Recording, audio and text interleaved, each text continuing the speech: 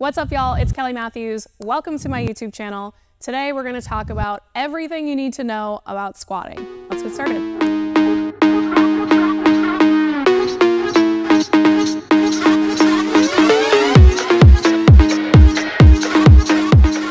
First, we're gonna talk about footwear. What shoes should you wear to squat? First of all, the one type of shoe you don't wanna wear is the type that I'm wearing. This has a compressive sole. This is not going to give me a sturdy base when I squat. So you definitely don't wanna wear a running shoe or anything with a thick cushioned sole. So your options are the old Chuck Taylor. These are great, they have a flat sole. If you're gonna squat with flat feet, this is a great option for you, and we'll get into why you might do that later on. Another option is gonna be lifters. So as you can see, these have a slight lift in the heel to them, and these are a very sturdy base. These are what I use to squat, and that's what I'll be wearing today.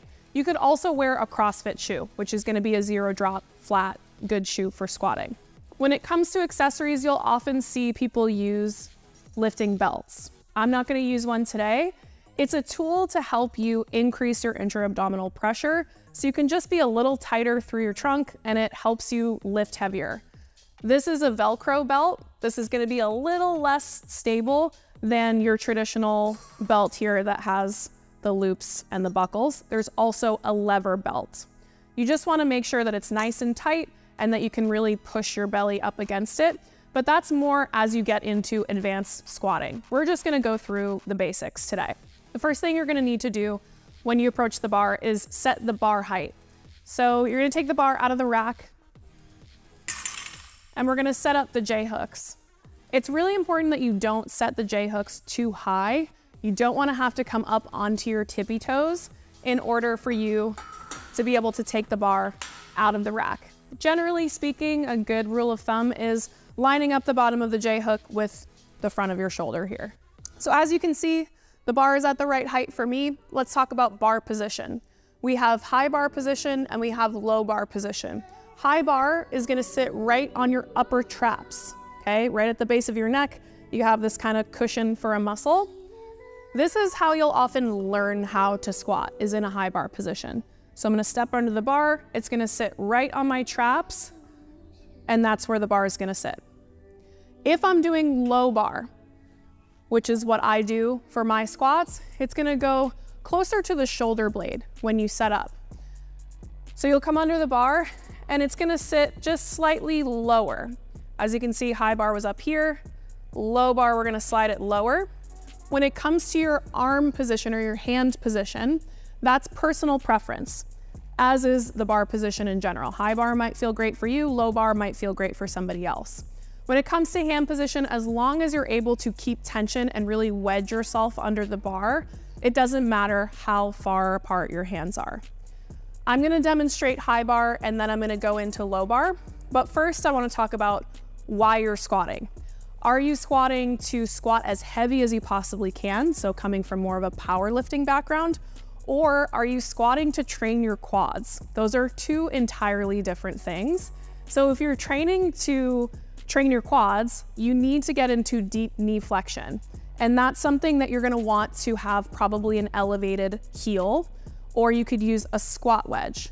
So the chucks wouldn't be a great option for you, but we need to be able to sit really low in order to actually use our quads in our squat.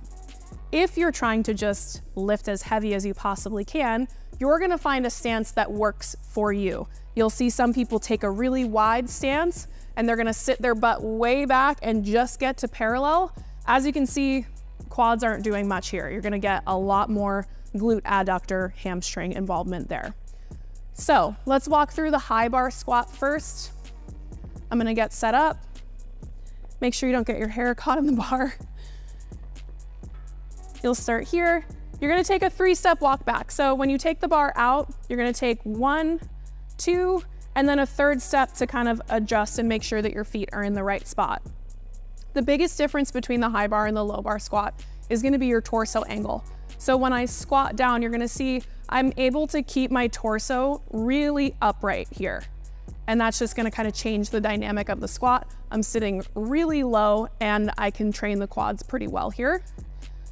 With a low bar squat, I'm gonna take the same approach, but I'm gonna get a little bit lower. I'm really kind of driving my elbows down and in, keeping the bar wedged. We're still getting that 1, 2, 3. My stance is relatively narrow, but you could go way out here if you wanted to. It just depends on what feels good for you. And then here, you'll see that my torso angle is gonna be slightly more forward. So with the high bar, I was pretty upright. Here, my chest is gonna dive a little further forward. And usually, you'll be able to lift more with the low bar position. I'm gonna walk you through the squat in its entirety. And first, I wanna walk you through, if you're interested in powerlifting, what you need to know going into a competition. So when you take the bar out of the rack, you're gonna need to wait for a squat command. So the judges will tell you to squat. When you're doing this on your own, you can kind of just practice waiting for an imaginary cue.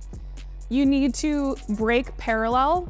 So you need to get to at least here to where your hips are parallel with your knee. Anything above that is not going to count in a powerlifting meet.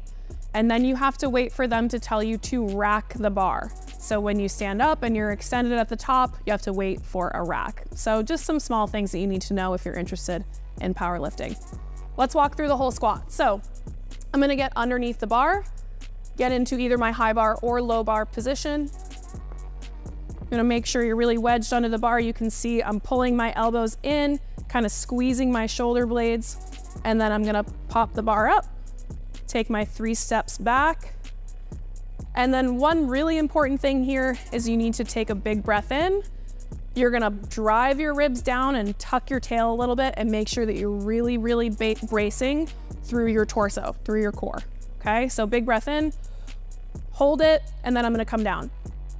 Break parallel, accelerate up, all the way up to the top.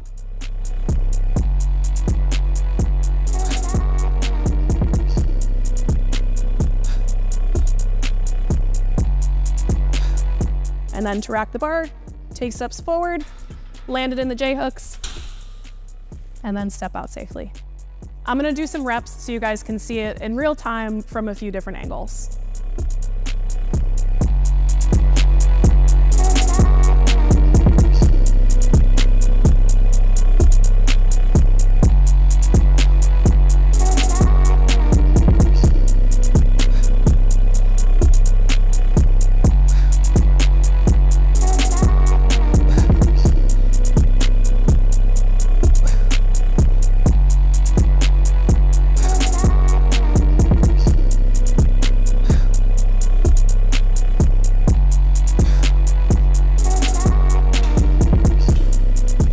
To wrap things up today, I'm gonna walk you guys through just 2 really common mistakes I see when people are squatting. Number 1 is hiking your hips up when you come out of the hole, which is the bottom. So what that looks like is getting down to the bottom and extending through your knees before your hips. So when I get here and you see people's butt stick way up in the air and then it turns into a good morning. We don't need that, okay? You wanna think about extending at the knee and the hip at the same time, okay? The second thing is going to be not accelerating through the entirety of the rep. You might feel really good coming out of the bottom of the squat, but you might hit a sticky spot somewhere on the way up, and if you don't continue to accelerate, you might not get that rep. This happens to me all the time. I forget to accelerate.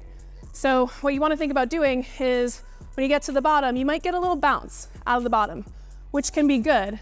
But if you don't accelerate out of that bounce and really try to hit your head on the ceiling, you might lose that rep. So every time I come out of the hole,